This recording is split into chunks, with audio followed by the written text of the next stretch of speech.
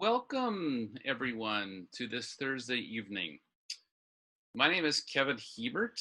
I am the founder of Van Talks, and with me I have Tyler Monk, the director of Ready to Rise Clark County. And we are honored to have four of the voices that if you did not join us on our first evening that we have with us tonight. And I will put, if you weren't able to join us for the first storytelling event, we will put that in the chat box so you can be sure to catch that at a later time. I'm going to introduce Tyler Monk, our host for the evening. Tyler is the director of Ready to Rise Clark County, and he is a speaker and just a general, just engaged person in this issue. So Tyler, welcome to the Van Talk stage and take us away. Thanks, Kevin. I appreciate you, brother. First, I just want to say that I'm very grateful to be on this platform. It's an honor, it is a privilege, and a huge shout out to my fellow three other speakers that are going to be sharing with you today. So Rashida Willard, Erica Weems, and Nathan Webster. And obviously, big ups to you, Kevin, for being an ally and coming in this space and creating opportunity for folks to share experiences. And so I'm truly grateful for that. I'm humbled. And right now, I just want to dive straight in. And I just want to ask my panelists, I want to ask my speakers, how are y'all feeling right now? We know there's a ton of things that are going on in our country. And I know how I'm feeling, but I want to open this up to y'all. Whoever wants to take the floor, it's yours.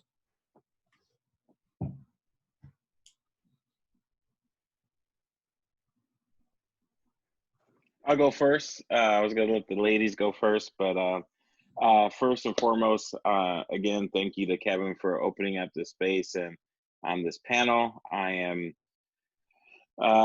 once again honored and feel grateful just to be here and share the story.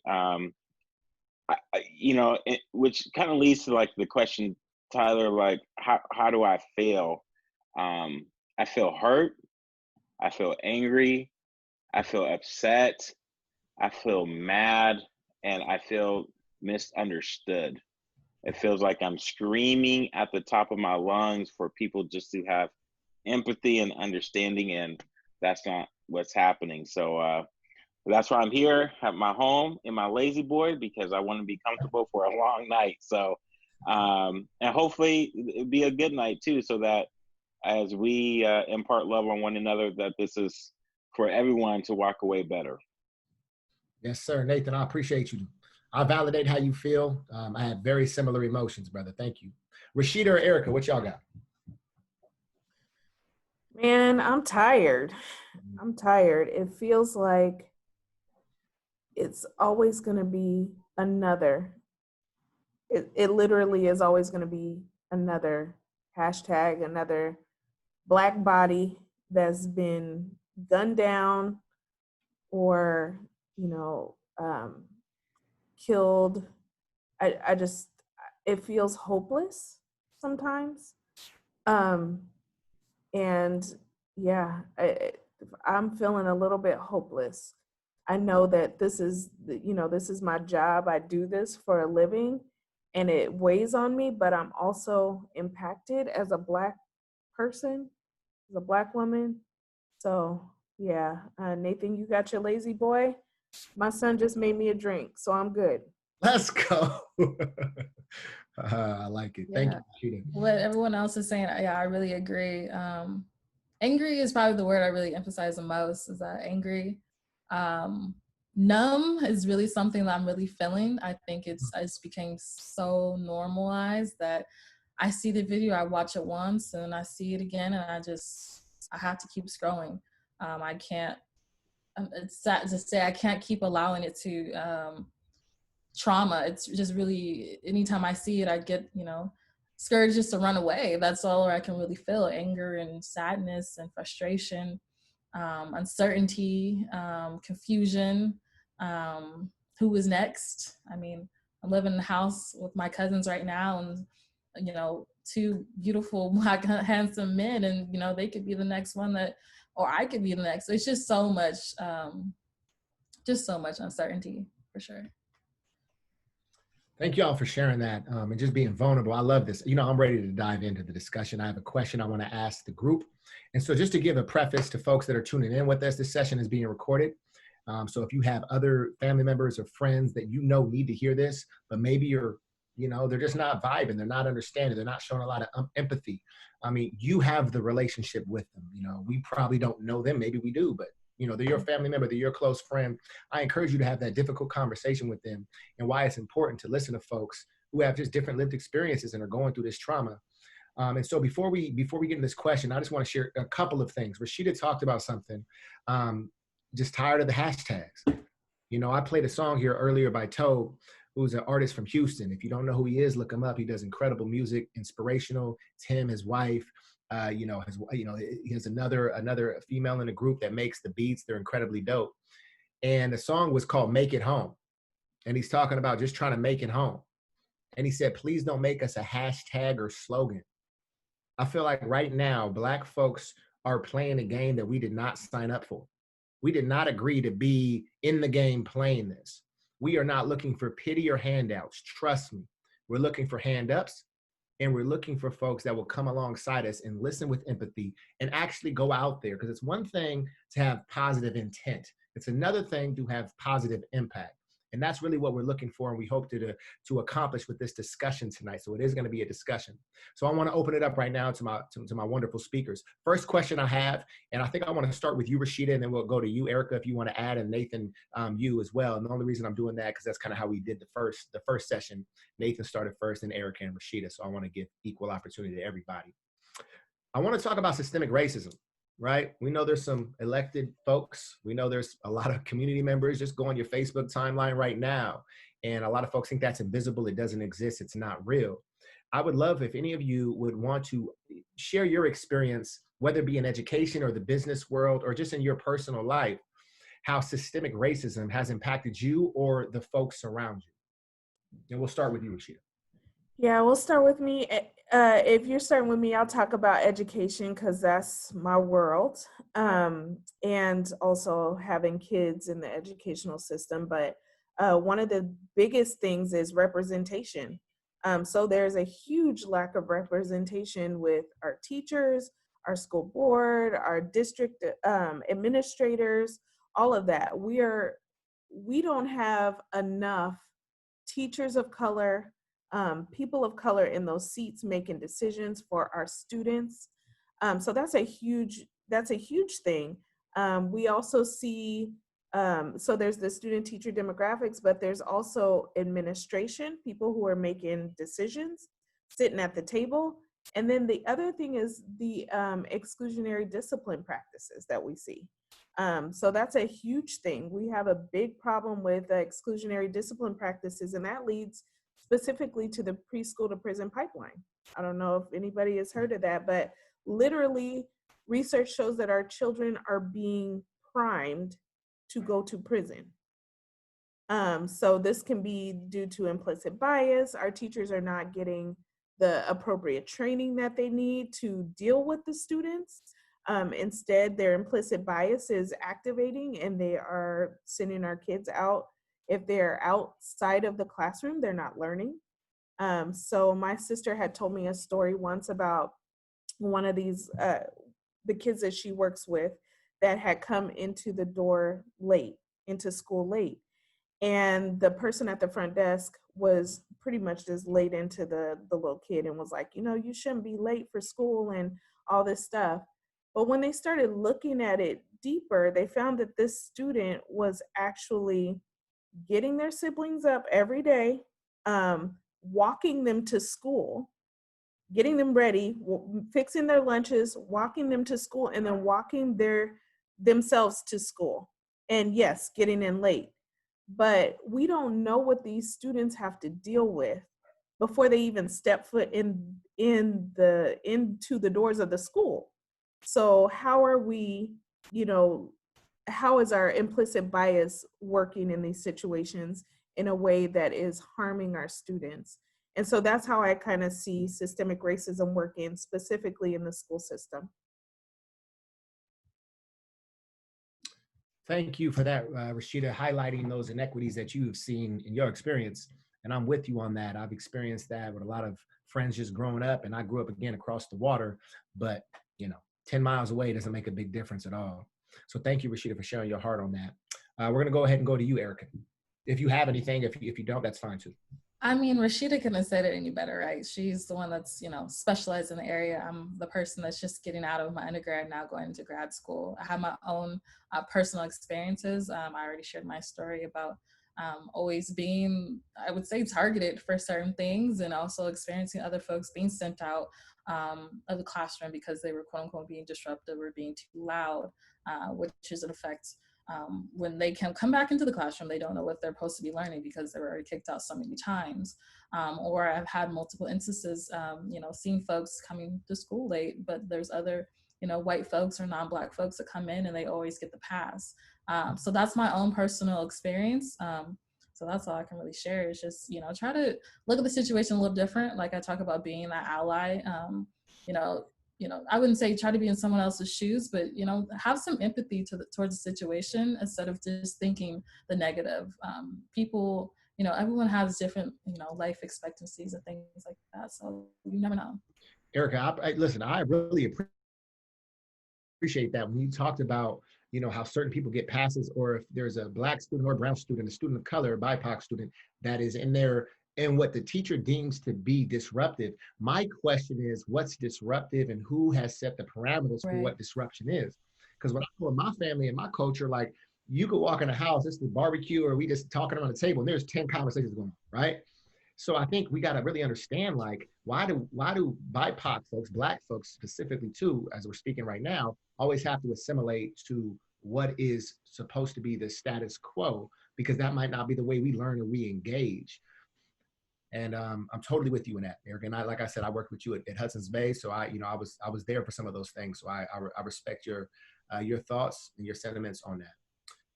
Nathan, we'll go to you, brother. Yeah, for me in my world, I'll just say in the business world, one of the best assets or opportunities you can do is to spend some one-on-one time, or maybe with a couple other folks on the golf course. But you can't do that. And not to say I still can't hit the ball worth anything, but it's fun being outside and engaging in such a sport and engaging in that type of networking and talking, getting to know each other. You play 9 holes of golf, that's about a good 2-3 hours if you're somewhat decent. You play a 18, and then you're going to spend a lot more time. But it's really that one-on-one getting to know each other. But we can't afford the time because we have blue-collar jobs. And why do we have blue-collar jobs? Because we don't have access, the systemic piece, to the white-collar jobs. And the white-collar jobs that we do have, say like Rashida, she has a white-collar job. However, she can't just dip out every other day to hit the golf ball or hit the golf course if she is to do her job well. So when it comes to systemic racism, we say, how come you just don't meet the right people? How come you haven't talked to the right folks? How come you haven't broken that barrier to entry? Well, those are the systemic things.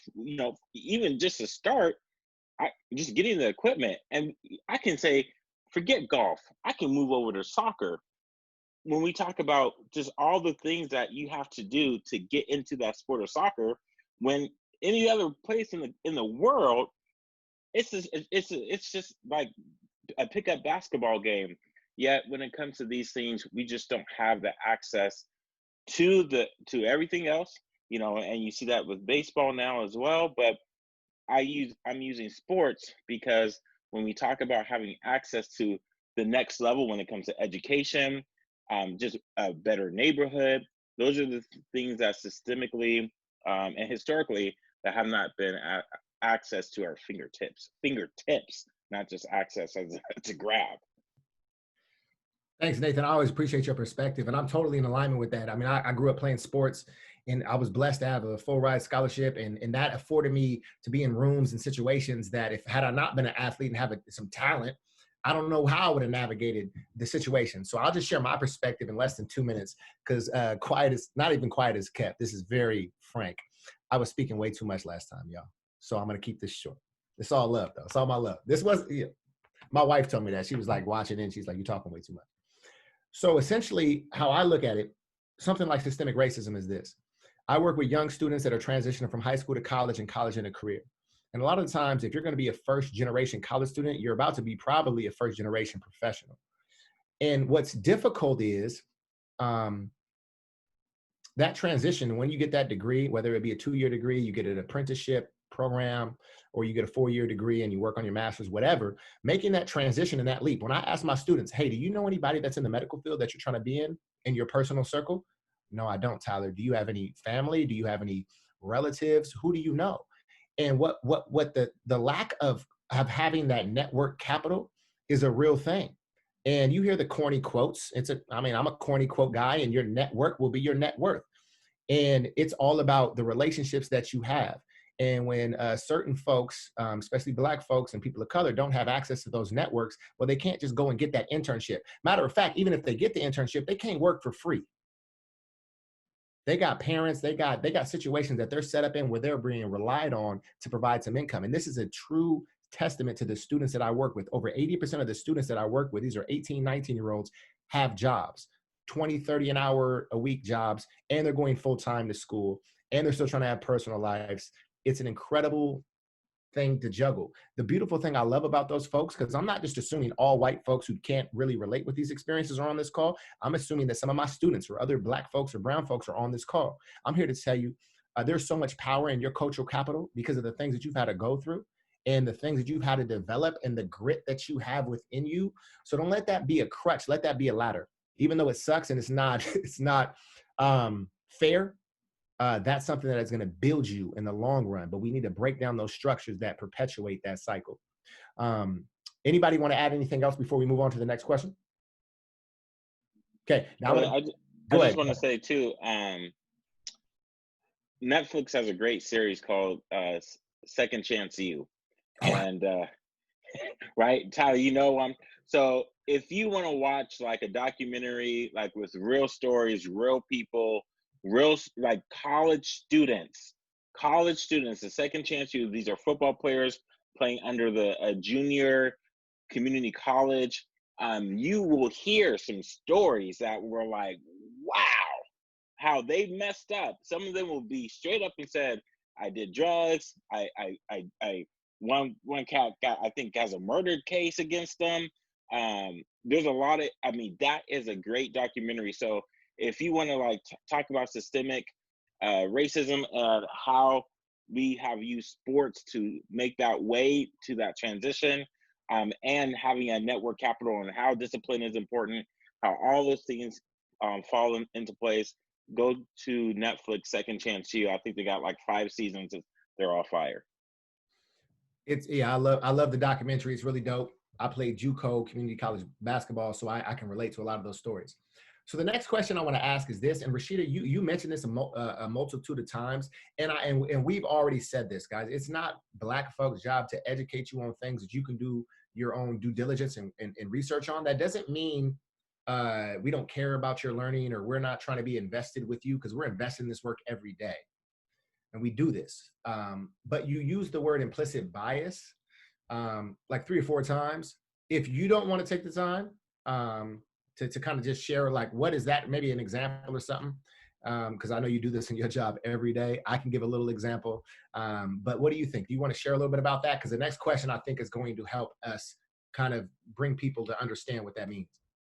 Yeah. So implicit bias is the action that happens when you're not meaning for it to happen. So it is what our brains automatically do. It is activated under stress, under duress, under situations where you have to think really fast. It is formed based on how we grew up, our life, our identity, our religion, all those things that make us us. So implicit bias is those snap judgments that we make immediately, and we're not thinking about them. It's stuff that it's that immediate thought that comes out. And these can have like real life implications and pretty negative implications as well. So everybody does it. Like, we all make judgments. Our brain, it's the way that our brains actually are able to make really quick decisions. So that is just implicit bias can come in. You have to, even though everybody has it, you have to make sure you interrupt it, so that it doesn't have those negative impacts for specifically people of color. That's beautiful. Thank you for sharing that, Rashida. Let me ask you guys this question. If any of you have had this happen to you before, has anybody, a white person specifically, versus a black person or a brown person, has any a white person ever walked up to you after you gave a speech, a talk, a presentation, and said, you're so articulate, you speak so well? Raise your hand if that's happened. Implicit bias. An example, we don't need to dive in. Go back, watch the recording, listen to what Rashida told you about the definition of that. Okay, so the next question I have, I think, which will inform what I just asked about implicit bias. What do you think is the biggest mistake that white allies make? I'm going to go ahead and start with you, Nate. Well, actually, Nathan, you started with the last one. I want to start with you, Erica. If you have something, if you want to pass it to somebody else and come back, that's fine. But what do you think is the biggest mistake that white allies make? And my white brothers and sisters, listen to me. We love you, and this is why we're answering this question: to help educate, to help empower, and to inform. I would say the mistake that white allies can make is they think that they know everything, and they come off, I would say, pretty aggressive rather than, I wouldn't say always sitting back and listening, but sitting back and listening and then addressing is somewhat of the appropriate way to go about things, rather than trying to, educate everyone else when you're not simply educating yourself. So that's my thought. But if someone else wants to answer it for me. I just want to say two words. Not 2 words, 2 seconds. You give the most incredible responses in like 30 seconds. You got to teach me offline. We got to learn. You got to teach me how to get my from here to here. Erica, I need it. I need you. I need you. All right. Anybody else want to answer?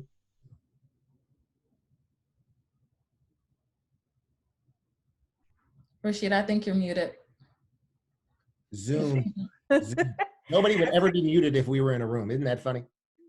I said, I kind of have this answer queued up because this was a question that came up in our talk today, that I facilitated today. But one of the biggest, I think, mistakes, so I have a couple of things. One of the biggest mistakes I think white allies make is calling themselves allies without having earned the title.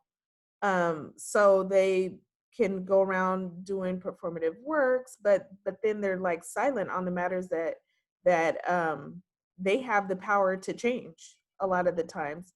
Another thing I think is really important is sometimes white allies don't want to take a risk. And so BIPOC folks, we've been taking a risk for a long time. We've been risking our careers, our reputations, our networks. We've been risking relationships, all of these things. And white allies sometimes don't want to just take the step to make a mistake. And it's okay to make a mistake. It's okay to say something wrong. It's okay to fall forward. And that is something that I always say is like, it's okay to fall forward. That means that if you're making a mistake, that's great, because you make a mistake and you know you're not going to do that again. You fall forward. You learn from it. You grow from it. And then the last thing I think the mistake that white allies make, and I think I've said this before, is not Googling it. So like, so many people just expect this work to be done by us. And it's like, again, how will I not know if you don't tell me? And it's like, you don't realize how many times a day we get questions. I'm educating people on my job. I'm educating people after work. I'm educating people in the grocery store. I'm educating people all day long. And the thing that burns me is like, what are you doing with the stories that I'm telling you? What are you doing with the education that we are, like, I'll put that out to everybody who's on this call. What are you doing with these questions? Why are you even on this call? Are you doing anything with the stuff that we're saying today? Is it going to lead to any sort of action? And so that for me is like, it's exhausting, right? I mean, we're dealing with some awful times right now, and we're all tired and we're emotionally drained, and then we come and do these talks, and I'm fine with it. Like, I like this. This is something I love to do. But then what happens afterwards? How are you going to make the change? That's the real question. How are you going to make the change? What is next? You can't just sit here and listen to us, try to educate you. If you're unwilling to, be educated or educate your other fellow allies, then what's the point of being on this, this discussion right here, right now? That's gold. That is gold. I mean, what everybody said is like the word exhaustion came up, I think, by everybody. And depending on kind of your what you like to do in your personal or free time, I love to watch basketball, play basketball. And last night, if you're not aware, if you don't follow NBA, they boycotted, and Milwaukee Bucks started, and they said, we're not going to play tonight because we're sick and tired of being sick and tired, and nothing is changing. That was not an NBA organization decision. Definitely the owners didn't want to do that because they're losing out on tons of money. The players stood up. And then the Blazers, who's my favorite team, they followed suit. The Lakers, everybody, nobody played yesterday, and they had a discussion. They were on the phone with the Attorney General, and they're seeking out solutions. And so I guess what I'm trying to say with this is Charles Barkley came on, and Charles says a lot of stuff that I don't agree with. Like, I'm like, Charles, you're tripping. I don't know what you're talking about.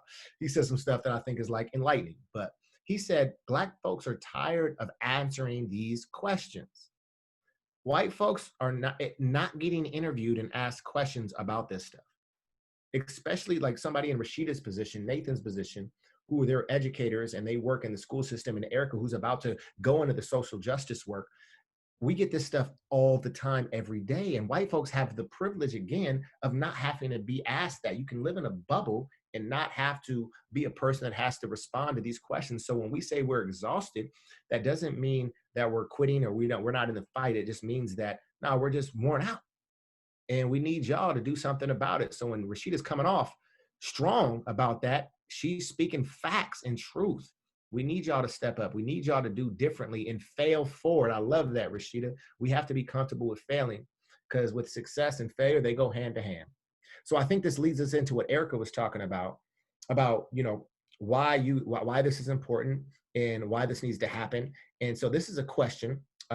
Nathan, you actually signed up for this question, so I'll leave with you on this one.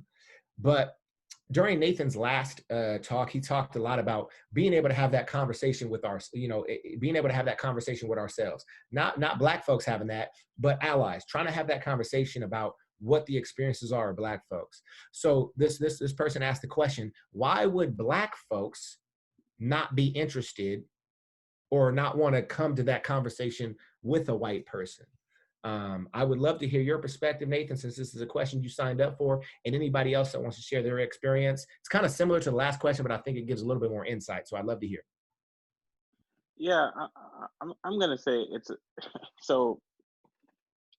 I think it's about association. White folks think just by association, I'm close to a Black person or a Chinese person, a Hawaiian, Polynesian, and I'm good.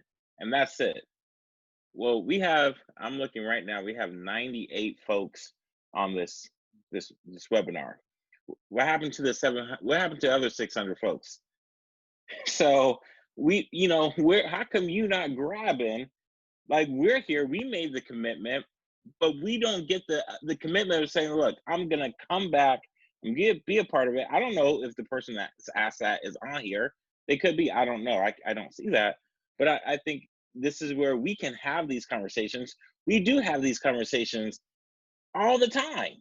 The question is, when we want to have these conversations with you as a 1, 2, maybe 3, 4 people, you say, oh, we're attacking you. And I'm not saying you individually, but I think this is where it's hard to listen and understand. That's why I come back to that. So Black folks, I'm not saying that all Black folks will agree, because not all Black folks have the same experience.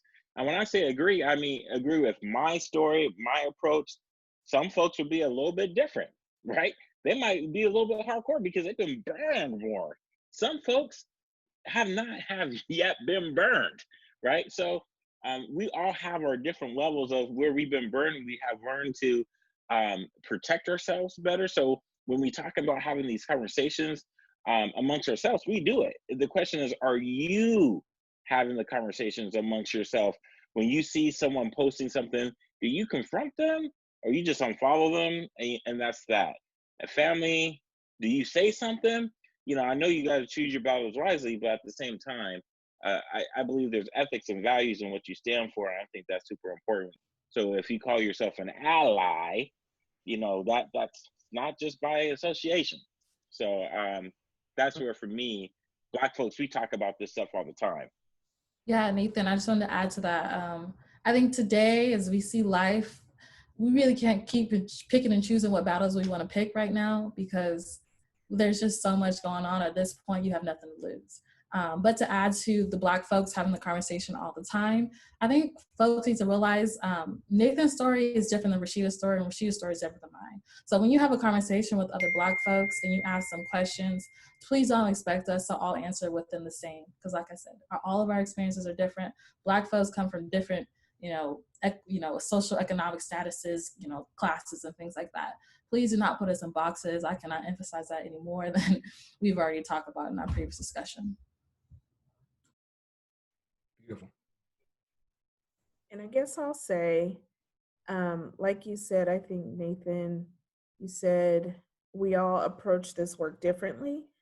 And I approach it differently based on the time of day, based on how many times I've had the question, based on, if I even feel like doing the work today. Like, I'm tired. I'm tired of doing this work. Like, it's hard to have that conversation. So I feel like one of the reasons I might not engage is, again, being emotionally drained. I had someone ask me the other day about, what does Black Lives Matter mean? So I went through the whole conversation about, literally just matter. That's what we're talking about. But at the end, this person told me, I like that you don't get angry. And I was like, and actually my husband was here and he was like, oh, like, he was like, yeah, you don't understand the implications of what you just said, right? And kind of took them to school a little bit, but I appreciated him for stepping in of like, yes, she does get angry and that's okay. Like she should get angry. Like, being angry is something that is warranted when the world is the way that it is. So it's just, I think people have expectations of like, you should always be pleasant when you come to me and I ask you questions of, why the world is so jacked up, and these issues around power, privilege, and inequity. You should always be gracious to me every day, and happy and smile as I ask you these questions. And that's just not the case all the time. And then further, like, I'm sure you understand, Erica, living in this skin and being a Black woman, you do have to kind of navigate a little bit differently to not come off as angry. Yeah, I agree. It's had this conversation with some other folks, the quote unquote angry Black woman. We have all the right to be angry. But yeah. Here's what I would say about that. It's like what I've seen, and it's a total double standard and totally biased, is you hear a non-Black person, a white person, white female, have that same energy that a Black female might have, and oh, she's passionate. She just really cares about what's going on. And it's just like, who are you to say how we articulate our passion? And that leads me to the next question, which is honestly a selfish question. This was not on the list. Sorry, y'all. We had 1,000 questions. I'm exaggerating. We had like 50, but this is what I've struggled the most with. And I'm assuming, living in the space that we've lived in, we've all struggled with this at different levels. And I feel like I've really got a grip on it and I'm comfortable in it. And I've been comfortable for a while, but I think that it's that I don't care no more. This is who I am. And transparently, Nathan, you got an email and that person might be on this call. And you sent that email to me about authenticity, code switching, assimilation. Are you being true to yourself? Well, you're doing this, now you're doing this. Like, well, you're not being professional. There was a lot of slang and jargon used. I'm sorry, who defines that? Anyways, let's move on. So let me ask y'all, how have y'all navigated especially Rashida and Nathan and you, I mean, you as well, Erica, and I know you're getting in your professional world and that's going to be a different beast. You know, I'm sure you've already worked jobs and you've experienced this, and navigating college is the same thing. How you have navigated and kind of maneuvered through assimilating to dominant white culture and code switching? You know, how do you, what do y'all feel about that? Just feelings, just how are you feeling? How do you do it? What's your thoughts? And what is that for you? Anybody can start this one. I'll start then. Um, for most of my professional career, I have assimilated, and I'll be really honest with that, because I felt like that was how I could get to where I needed to be. Um, it actually was only in the last, I don't know, let's say 10 years that I've really come into myself and realized that it's too much to try to assimilate and navigate code switching. I mean, we all code switch. I still code switch. We code switch to some extent, but at the level that I was doing it when I was in corporate is different than, you know, how I show up today. So I think some of it comes with age, of course. Like I don't have time for it, and I just don't have time. And so I feel like I've really tried to come into myself, and I've kind of adopted this take it or leave it sort of mentality in my professional career. And I'm saying that from a place of privilege, right? Um, as a person who is an executive, you know, a person who is, you know, an executive person, I I feel like that is from a place of privilege. I can show up that way, right? Not all of us can show up like that, but I do, and I'm saying that I'm acknowledging that privilege. Um, but I do. I feel like the way that I'm showing up today leaves room for other people to show up their authentic selves as well. And so I feel like I have a responsibility to do it. And so I try to bring my full, you will always get my full self. You will get even more of my full self after 4 o'clock every day because I'm done and I'm tired and I don't have it in me anymore. And so I don't know what that looks like, but my all the way Black girl will be there. I love it. Period. um, for me, yes, I am just now getting into my career. But as going through college and things like that, I find myself code switching only when white folks told me that I was code switching, to be honest.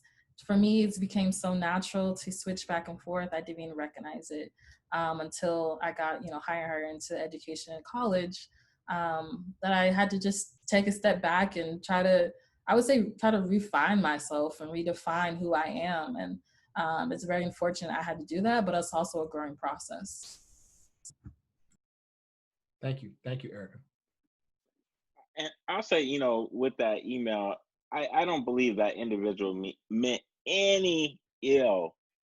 And we went back and forth. And as I said to this individual, we code switch out of survival, And the thing is, when it comes to when we get around or each other, like there is a sense of relief that's like, what's up, y'all? Like, what's good? Like, for real. And then, all of a sudden, like, the way we engage and enjoy each other, I think that's where it's like, man, did you see that? Like, for what? What? And it's like, we can't do that when our cousins are around.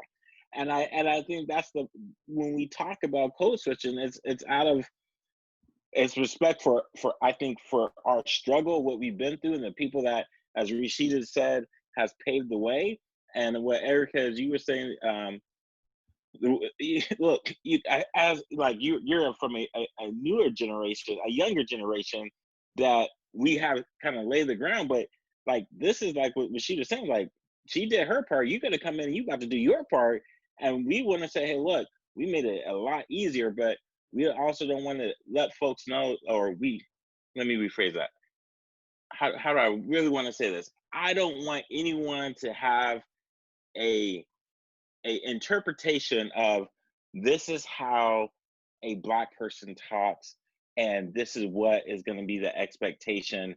And if they don't come like this, well, then they're defective, or they're hood, or they're ghetto, they're uneducated. And it's like, nope, you're going to get the full rainbow, baby. You're going to get it all.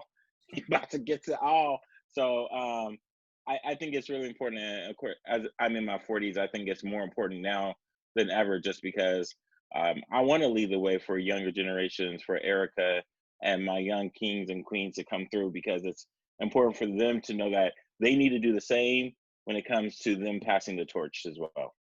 That's beautiful. I think I wanted to make sure that we understood what code switching was too. Yeah. For people who might not know that. And I don't know if you want to. No, that's you. No, okay. I'm gonna get my just going between two worlds, really. It's the way that you change your body language, the way that you change your speech. Maybe you don't use African American vernacular. Maybe you're more proper, as my grandmother would say. My grandmother, you always knew when she was talking to a white person on the phone, she'd be like, hello, and it was like, she's really country, but also like trying to be super proper. That's code switching. Yeah.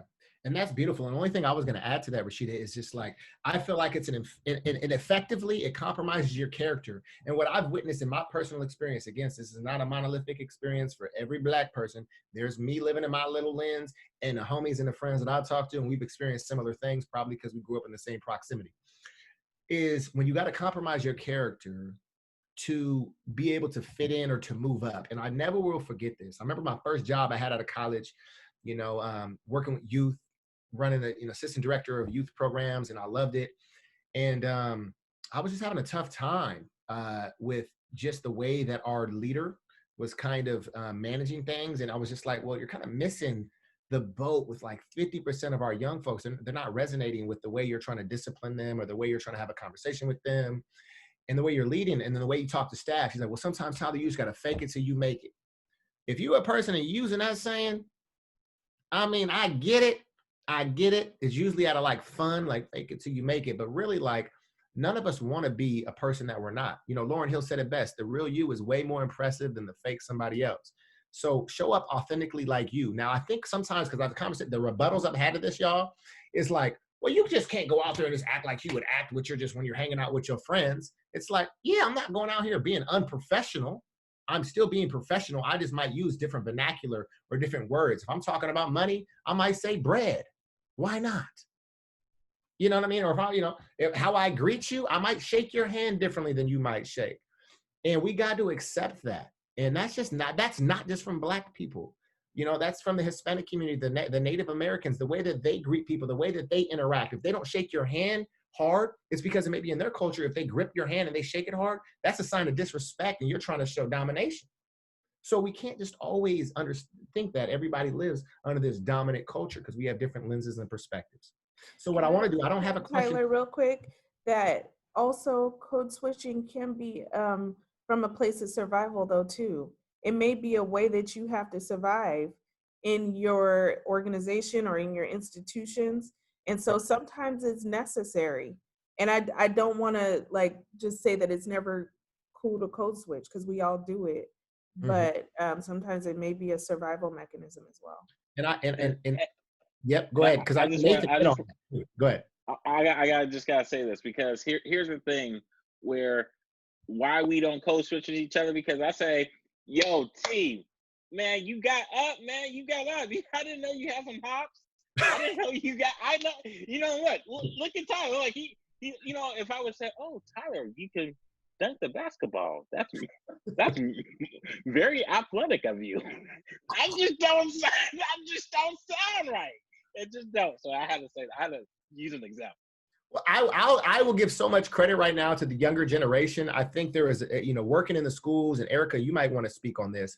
I've seen that it's been a much more accepted that folks can be their more authentic selves amongst their peers. When I'm growing up, I'm mid-30s. When I was growing up, if I was in a predominantly Black community, I'm me. When I was in a different one, like you said, Rashida and Nathan, you said, I had to assimilate to survive. And I guess that's really unfortunate, But that's the reality for a lot of BIPOC folks, is that we have to assimilate to be able to move forward. And then it sounds like all of us, me, Nathan, and Rashida, even though we still do got to, maneuver a little bit, we are confident and comfortable in who we are.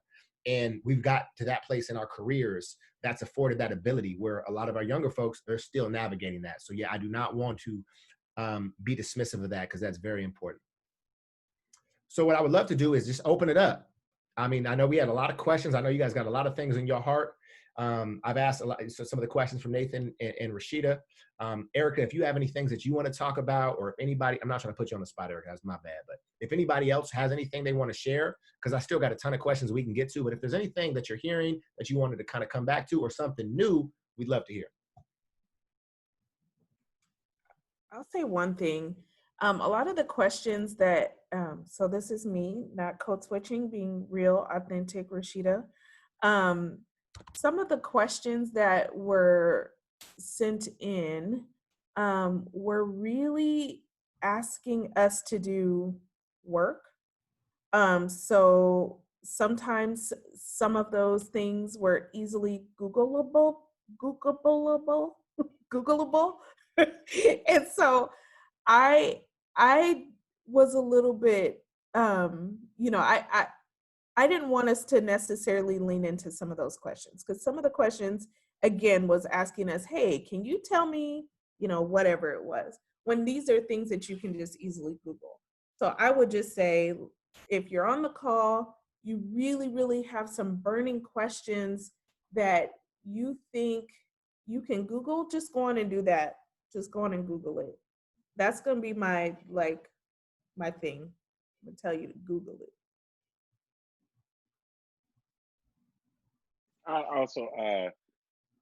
I would say Rashida is in her, because we ain't saying nothing about Rashida right now, but Rashida is what, a year out from getting your PhD in this, something like that. She's been doing it a long time, but it's something that I feel that when we say, like, look, do your research, these are things that and I'm gonna say Rashida has done the research in this, so she's more than happy to sit down with you. But she's also going to school full time. She got a job full time. She got a family full time. Got grown kids, And I think sometimes we just don't realize when we say, "Hey, well, I don't know," and da da da da. Not only, yeah, she wants to be an expert. She's going to be the category expert in this. But at the same time, some of y'all are just saying, like, I need you to spoon feed me. And so when I was looking at the questions, I was just like, one, we don't have all the answers. Nor, like, there's one question of, like, where should the white folks go for organizations? Hell, I don't know. I'm just, I don't know where white folks, like, I think sometimes it's just like, we're all human. We just have different ways we like to laugh, the way we cook, the way we dress, the way we exercise. It's different. Not to say it's wrong or it's right. We just have different ways to go about it. I think some of these questions, if you did some soul searching and talk to somebody about it, someone you're close to, I think that's the first step of having this dialogue. And then don't say, well, I don't have any Black friends to ask. Your Black friend don't want to answer these questions either. So, it's like, what'd you just say? So I would say, like, with these questions, I'm good. I'm ready to answer some of these questions. So I hope y'all come ready. But I will say, like, if you really feel like it's a question you can look on your own, then use your resources. Yeah, but don't, like, hey, we are more than happy to answer some hard questions that we can do it, but we don't know the cure for cancer. Erica, did you want to add anything? If not, that's fine. No, just please simply use your resources. We would greatly appreciate it. Thank you. Totally. All right, so I want to dive into a word, well, two words that I think, and Rashida and myself, we spoke about this previously, that I think can be a trigger word for some folks. And I understand it. I get it. You know what I mean? Nobody wants to be called this word mostly, I don't think, unless you're totally proud of being this person. And you're probably not on this call, to be honest with you. But when you hear the word about the word white supremacy, and their question around that was, how do you have more training, and when people use the term whiteness, like in a diversity training, equity, inclusions training, they're using the word whiteness, privilege. These are trigger words that I've seen in my personal experience through, some pretty, high ranking folks in the community, influencers that were triggered by this. And I'm not saying they shut down, but it took them a while to tune in. And Rashida, this is your wheelhouse, and anybody else that wants to share, can you talk about how we can navigate that so folks can come and lean in and listen, and what white supremacy and maybe the context within that?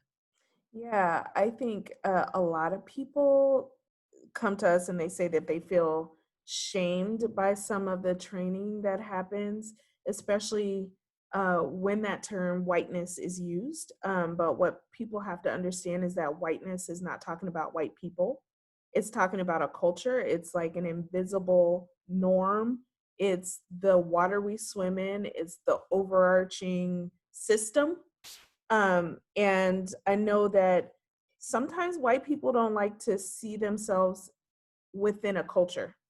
They don't see that they have a culture, but there is a culture of whiteness, and we know it, we see it. BIPOC folks see it, but a lot of the times it's hard for white folks to name or see. And so that's what whiteness is. It's not anything to be ashamed of. It is something I believe that should be dismantled, or something that you have to name when you see it. So when we are only operating under whiteness or white supremacy culture, and again, it's not about white people, it's about the structure and the norm and the culture that we're swimming in that's invisible. And so I think when we see that sometimes, and we're only operating under white supremacy culture or whiteness, it doesn't leave room for other folks and other cultures and other ways of being. That is the way that you have to be, and everything outside of that is different or not natural or not normal. So nothing to be ashamed of, just something to dismantle. I was talking, I was muted, my bad. I'll add to that too. I just feel like what you just highlighted is, I think that's the difference between fault and responsibility. And essentially, when we talk about whiteness or white supremacy, automatically, if a person is white, they feel like we're putting fault on them. No, we're not. What we're doing is we're placing responsibility on you, just like we have responsibility for ourselves to make better choices and to educate ourselves and to show more compassion. So yes, it's not your fault that there was ancestors or there were other white folks here that were being racist, or your uncle was, but you're not, or your grandfather was, and you're not. But it's your responsibility to change that narrative, improve it different. Totally. I think that is such a great articulate way that you laid that out there to explain. We're not talking about all white people. We're talking about the culture within that. And I've heard that before, like white folks, like we're in a, we're talking about culture, and they're like, well, what culture do I have? Like, what? I'm just American. Like, what is that? Like, what am I? What am I? How do I find culture in that? So that's really good. Does anybody else want to add any to that? Because I got a good question up. Okay, we just got a question in. First question Kevin sent me. 1 second, I just had it and I lost it. Here it is. Okay, so the question is, what would your life look like? I think this is a good question. What would your life look like if racism was eradicated? How would you move through the world differently than you do today? Anybody could answer this. I just want to give this a preface that I think that I don't know the heart of the question. You know what I mean? That's the one thing. And whoever you're listening to this, I'm not coming at you. I'm not saying like, man, like are you saying that we're making up excuses, or like, why are we playing the victims? That's not what I'm saying you're saying at all. I just would tell you, I'll just share my little 2 cents, that I don't navigate the world from a lens of racism. I try to navigate the world in a place of love, and I give people, I think I always try to give people the benefit of the doubt and try to show love and compassion through my life. So I'm not living out of a place of fear or of oppression, but I totally realize that those things happen every day, and they're experienced at different levels for every person that is not a white folk. So I wanted to give that preface of just my 2 cents, because I think it's important. but I want to hear y'all.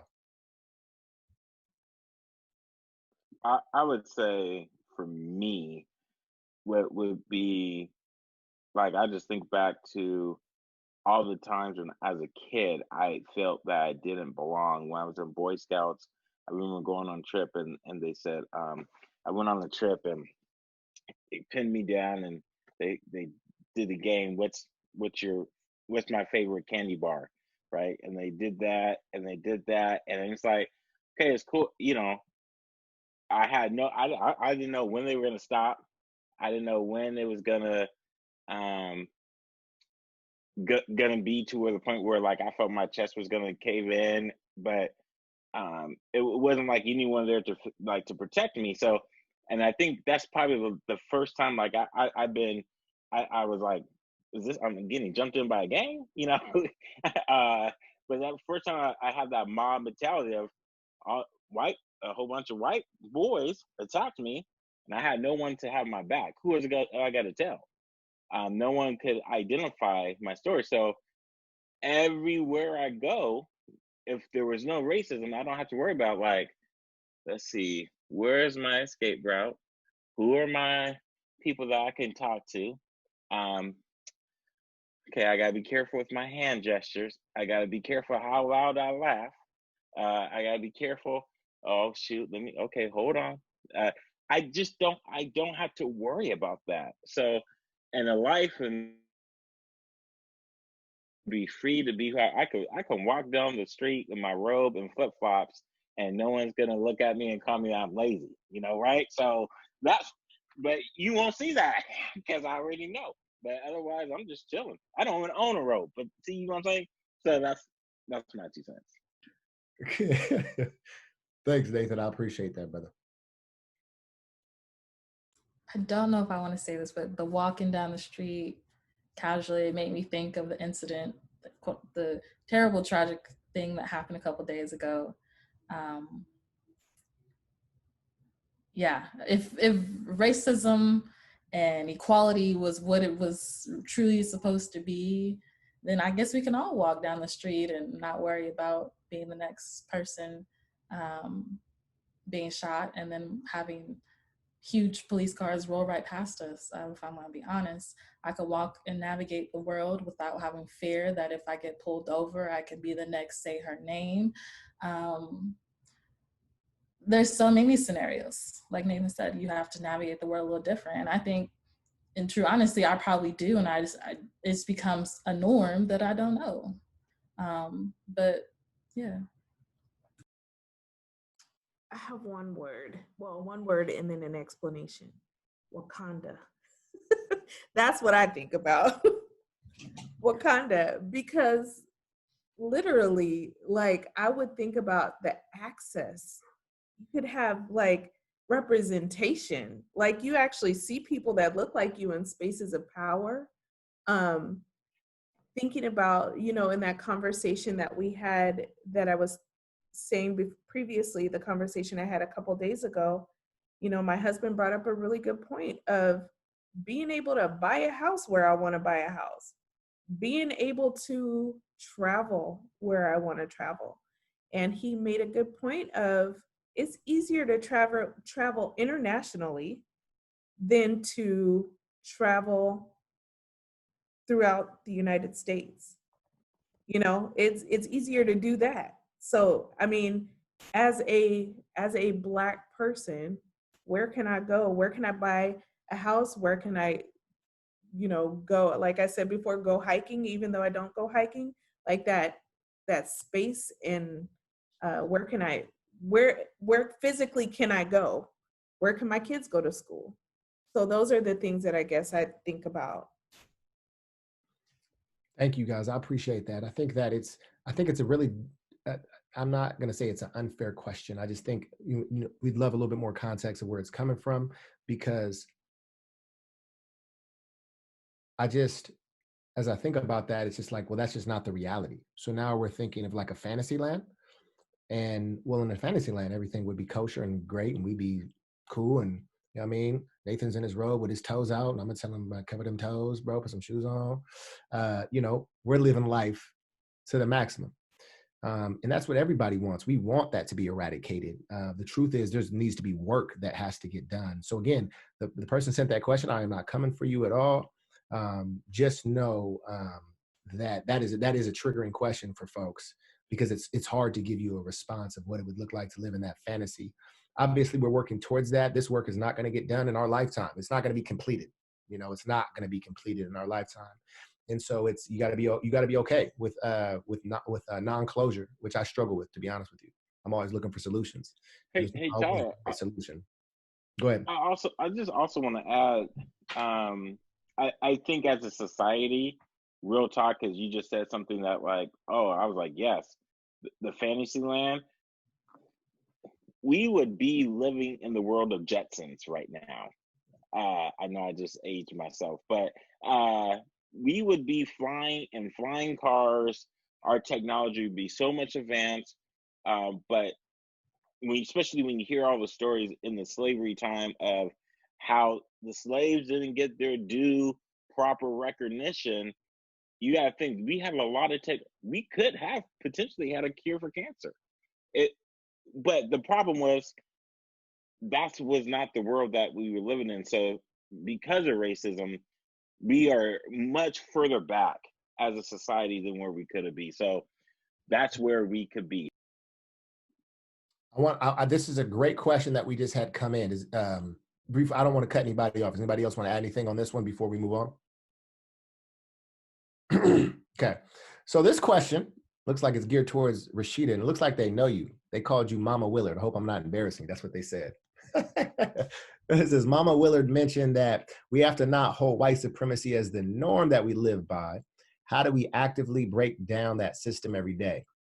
I'm struggling with feeling stagnant during a time of so much Black death, and want some tips on how I can be helping us Black folks move forward even a little every day. Great question. Well, hi, whoever you are. I'm sure I know you. I don't want to put them on blast. I got their name. I can share it with you after. No. So I share some views that may be a little bit unpopular. I feel like when you need to rest, because we've been doing this work. We've been doing this work for a long time. And I'll be really honest with you, the current protests and all that, I'm doing my part on just by doing the education piece. I'm not protesting. And I think that there is a place and space for everybody to do that work. But we've been doing this work, and it is okay for you to take some time to rest. I don't know if this is one of my students. If you're one of the students, it's going to be up to, I feel like Black folks need to take care of us. We need to take care of ourselves. So if you're a younger student, find your spaces of affinity, find your support. That's how you move that work forward. Don't worry about what everybody else is doing right now and not feeling like you're not doing enough, because you are doing enough. And I know that all of our, the people that at least I talk to, they say that they're not doing enough, and they're doing way more than a lot of other people are doing. So be okay with taking care of yourself and resting and knowing that you are doing enough just by the things that you have already done, or just by being you and educating and talking to people. Maybe you're not on the front lines doing protesting, but there's other stuff that you're doing. So be okay with that. Yeah, that's great advice, Rashida. I was a person, I was protesting, going out there every time I could. And then I just got tired and decided I needed to do self-care. I think, Black folks and just people of color, we need to realize that it's okay to have self-care. It's okay to step down and allow our white allies to, do some work sometimes. I mean, they want to say they want to go out there and take the risk, but as soon as we start taking a rest, we don't see them. And yeah, it's okay. Don't feel like you always need to be out there. What you can do is educate yourself, because I don't think that anyone feels like they are so educated that they know everything. And also obviously educate the other folks around you, especially other Black folks.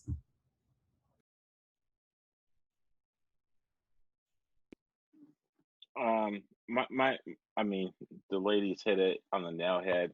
I'll just say, and I won't say their names, but there's some folks of my colleagues at the college that said, pretty much keep doing your thing, black man. And I really appreciated that. I was like, huh? And one person, I won't say their name, but was like, hey, nothing more than that. Don't make it weird. Just keep it going. And I really appreciated that, and they're watching, so they know who they are. And I think sometimes what we got to do is continue to lead the way for others and inspire others in the work that we do. And sometimes that's just enough, because sometimes we are doing what we're supposed to be doing, and for the folks that are watching us, but for the folks that haven't, we're creating that exposure that needs to happen. So don't think like you have to like break down this fence and be out there. That, at least for me, because I haven't attended that one protest. It's just do what you're called to do. And so I would say I'm a high A and a D, depending on which assessment. Take an assessment and see like where do your skill sets lie, so like where do you get in, where you fit in, as Too Short would say. Too Short. Quotes from Too Short. All Can I right. say one more thing? Yeah. Also realizing that we're all feeling the weight and the gravity of what's happening. And so along with, feeling tired and like feeling like you're not doing enough, you're also, again, you are impacted by everything that we're seeing. Everything that is coming in is impacting us. And so again, be okay with being. Yeah, let me ask this question. What does it look like? Because Nathan said that, like, I keep doing your thing, black man, right? Or keep doing your thing, Rashida. Like this is coming from an ally, like, because we know what it looks like when we celebrate each other and we recognize the work we're doing, and we show love to each other. Can you just, because what I see is some apprehension sometimes from white folks, because they don't want to, they're more aware of their biases, and so they don't want to say something that might be an implicit bias, and they don't, and so they're like, I don't know what to do. And like you said, I think it says, fail forward and just do that. But like, how do you feel about, like, if white allies or other folks, when they're not, non-black folks, when they see you and they know you're doing the work, or they know, or they just want to show their support because of all the trauma that we live through, whether it be our personal or we see out there, and we kind of internalize that because those are folks that look like us. How do you, I guess what I'm asking is, like, what does that look like? How would you like to receive support, or what does positive support look like, I should say, when folks show that to you? Does that make sense? Okay. So Anybody? I'll say, as a former athlete, as a sports fan, I enjoy watching the sports, but there's no way I'm ever gonna make it to the court on the NBA or to the field of the NFL or the EPL. And I can say, man, that's awesome. I can share it. If they respond back, cool. But there's just some things that I'm just not on that level. And it gotta be okay with it. And I think sometimes people want to try too hard. Just like, oh, I want to adapt like that. Show me how you do that handshake. Like, oh, don't need to go on there now. Just look, we good. Just don't. You're doing too much. So I just think just be happy with where you're at. Okay. You know what was interesting? It's after 4, so sorry.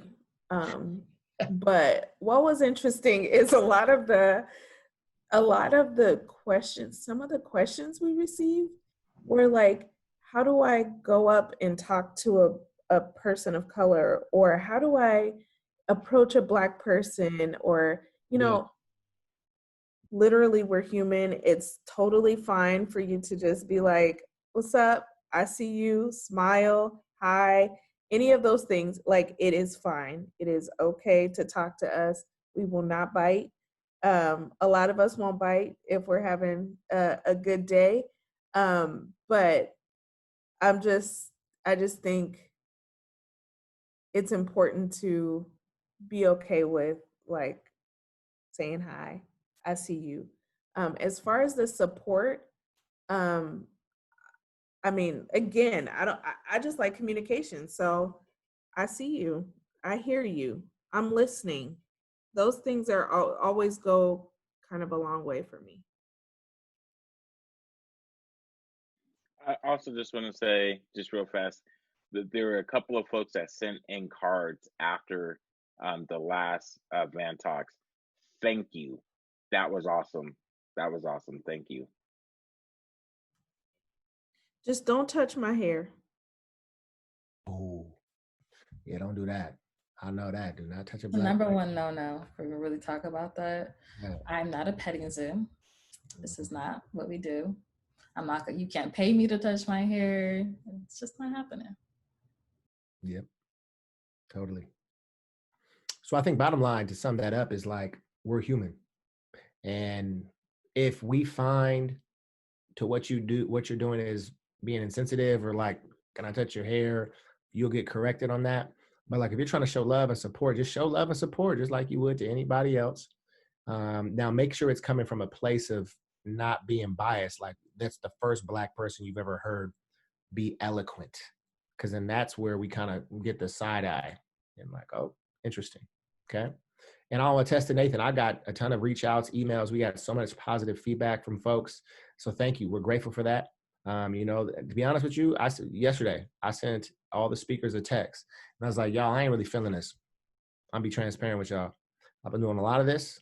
I'm actually new, I would say, to, you know, hosting these bigger discussions. I've usually only worked with young people and they're way easy to work with. But I find it's a little harder when you're working with older people because you're more set in your ways.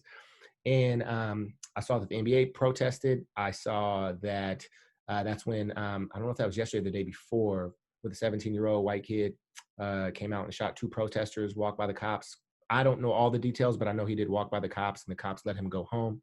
You have somebody like Tamir Rice, who's 12 years old, playing with a plastic gun, toy gun in the yard, and gets gunned down within seconds of showing up. And I just had all these emotions going through me. And I didn't know if I was up for it. But I would tell you, you have 3 other incredible leaders who said, Tyler, we right there with you. We feel the same pain, that same struggle, that same frustration. And that's why we're showing up. And so we showed up, you know what I mean? And I really did not want to be real with y'all, but we're here. And I hope you understand this is coming out of a place of compassion and love and empathy and just being real. And we're here in this work together in this community to grow it, to develop it, and to get it to a place where we believe that it's going to be a better place for the young people that are coming up. So I'm going to open the floor again. We got about 10 minutes, probably about 5 or 6 minutes actually, because then I want to open it up and we could start with that right now if you'd like, if nobody has any kind of specific question they want to hit on. Anything right now that you want to hit on? If not, I would transition to you sharing your last piece of like, this is what we need from folks that are on this call. This is what we're looking for. This is our battle cry in the work that we're doing.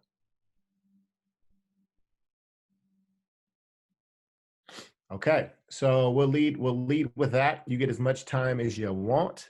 I shouldn't have said that. Within 4 to 5 minutes, so we can get off on time and nobody's, you know, sending messages saying Tyler needs to time manage better.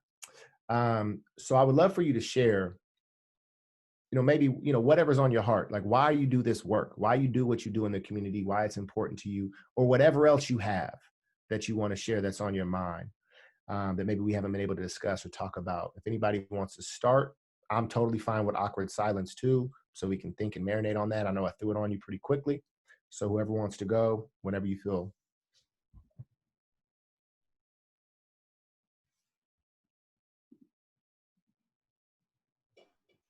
I guess I'll go. So yeah, as I've been sort of going through this, I mean, we've already kind of articulated that it's hard. It's hard to be in the skin, to see your brothers and sisters, mamas, daddies, sisters, whatever, gunned down, to continue to smile and do the work that you do and do a good job at it, because we also don't get any breaks, right? We don't get we don't get concession, we don't get, you know, we don't get that. So to do all this work and continue to smile, do the work, educate folks, you know, not be angry, you know, all of these things, it's hard. And so something I think that is really important for people to do, and I've said it before, take these stories, listen to the stories, do something about it, but also like do that self-education, like work, do that self-education, whatever you can do. Um, we talked about in this group, Nathan and I really were talking about how, you are expected to do this work for free. And it's unacceptable because you would never ask someone else to do, for example, can you come in and do my floors, and do that for free, please? This is a lived experience, but B also, people went to school for this, and so it's just important to think about how you are navigating and asking folks to, if you're asking folks to educate you, it's not okay. Unless you know that person and y'all have a relationship like that, then that's cool. But otherwise, I really will always say to, make sure you're doing that work. And yeah, I think that's what I have to say. Thank you. That was beautiful. Beautifully said. We got to pay people for the work that they do. Totally agree with that, 100%. Thank you. Thank you. Thanks, Rashida.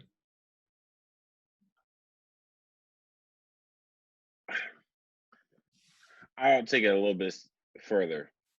Everyone on this panel is doing this for free when we should be getting paid for it, to keep it real. There are plenty of sponsors out there here in Vancouver. There's plenty of money out there in Vancouver that they can dip into an account and they can actually write a check. I'm not asking for money, but I'm saying this to say this. When I was going to WSU Vancouver, I got full custody of my son. I was in the Senate.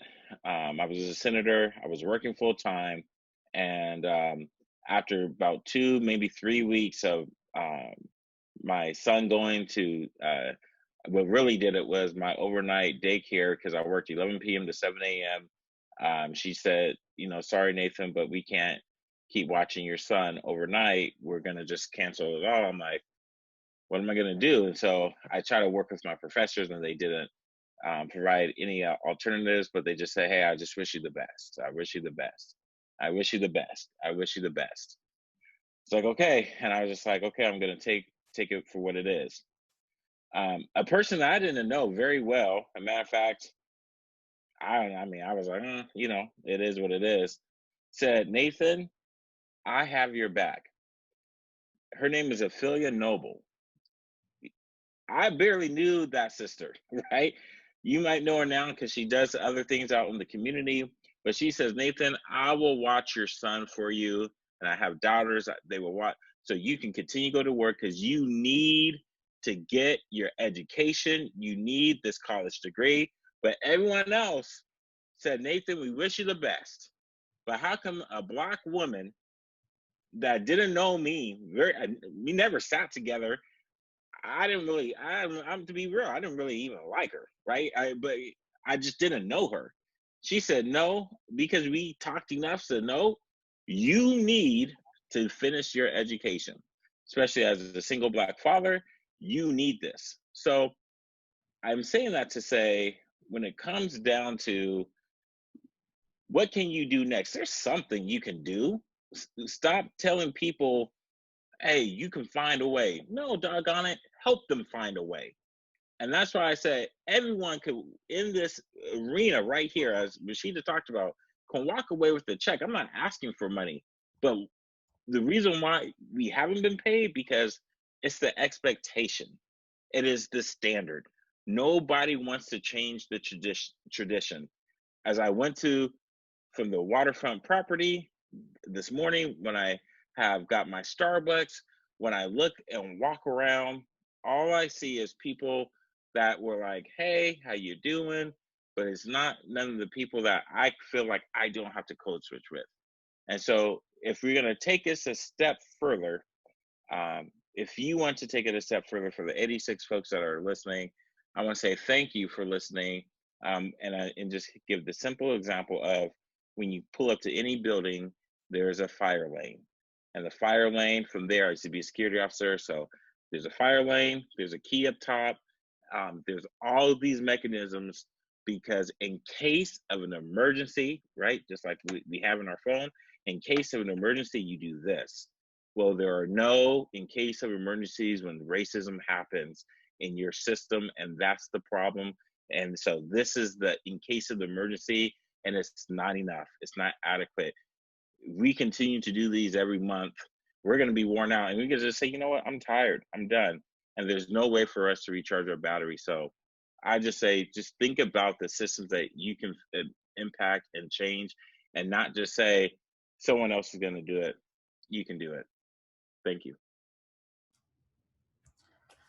Yeah, that was great. For me, I am the youngest on the panel.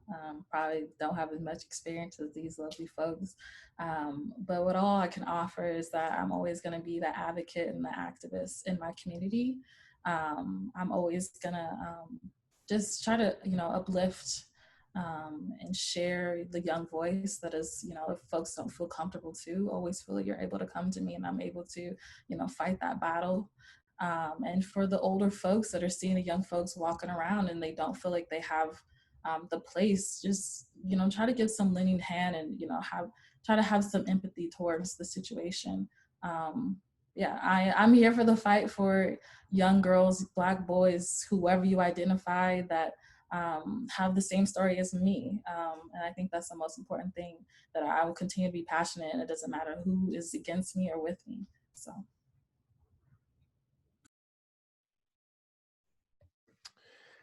Well, I want to wrap us up here, and I probably won't take the whole time. 7 minutes is a while. I want to say that I'm so grateful. Immediately, all of you responded, I'm in, about a month and a half, 2 months ago when I reached out.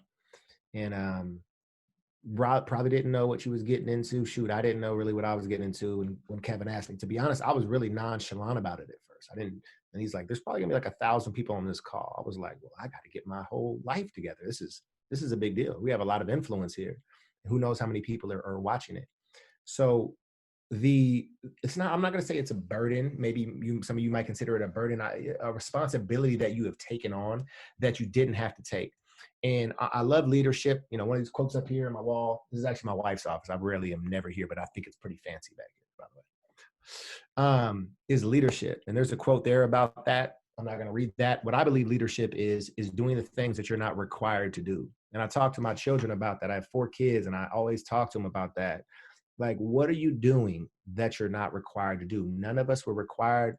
Like you already know, we're not getting paid for this. We're doing this out of the good of our heart and the impact that we want to see in the community. And we really want to make change and affect that.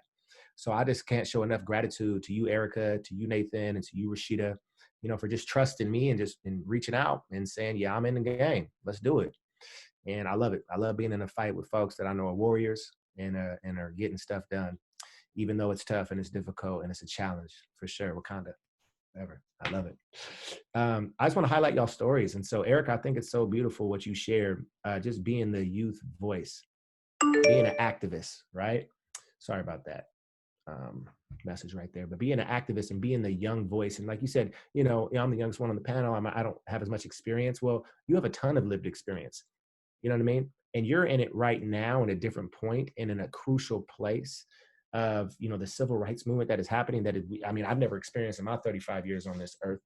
And you're right in the thick of it. And you said, I'm diving in. Where's the good trouble to get in? And I'm all about it. And I respect you a ton. I would say, Nathan, with you, like I said, I've known you the longest, and I knew you in the beginning. Dream big. And you've been, the thing I respect about you, Nathan, is you've been consistent, bruh, for 12 years and way before that probably too. With the message that you give, you're going to speak truth. You're going to speak your truth. You're going to do it in the way that you know is going to resonate with you being authentic. And you've always been a person in the community that I've seen that wants to have impact and influence and is down to jump into hard waters, rough waters, and swim.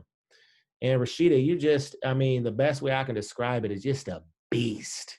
And when I say a beast, I mean, like, when you log on a basketball court, there's just a beast. They just, I'm here, I'm getting buckets, I'm doing my thing. Like, you're just dominating. You know what I mean? And I learned so much from you. And just the grace that you do it with, you just have this way to say something that potentially somebody could get upset about, which is not, you know, really our responsibility. It's really, you know, on how you choose to interpret that, but then do it with such grace and a smile. Just like that person said, like, I appreciate, you know, that you're not mad about it. But the thing is, like, they're not knowing how much you have to act. You're repressing that energy to not be angry. And I just appreciate your ability to do that. And it's been humbling just watch and being on this call with y'all. 1 second, I got a chat message here. Oh, okay, yeah. So there was a lovely person that shared this message. And I'm just gonna read what they said. I just want to share my love and appreciation from an elder ally.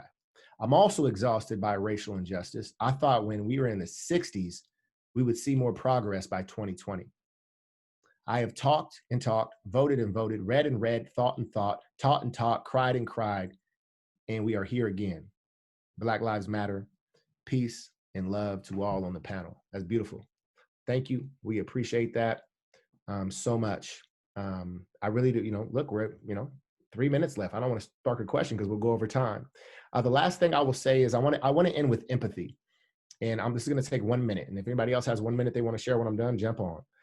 Last time when we started, we talked about empathy and really being that in 3 phases. And I think a lot of the times when you hear the word empathy, people are mentally connecting to empathy. So they're trying to logically think about how to have empathy. So really you're just listening so you can respond and have a conversation, which is the first step. The second step is your heart empathy,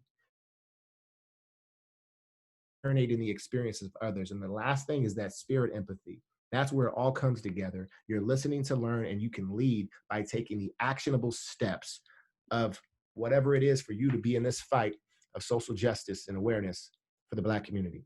So thank you. I'll pass it off to any other panel members. We got 1.5 minutes left if you want to share anything. If not, we can go ahead and end the call.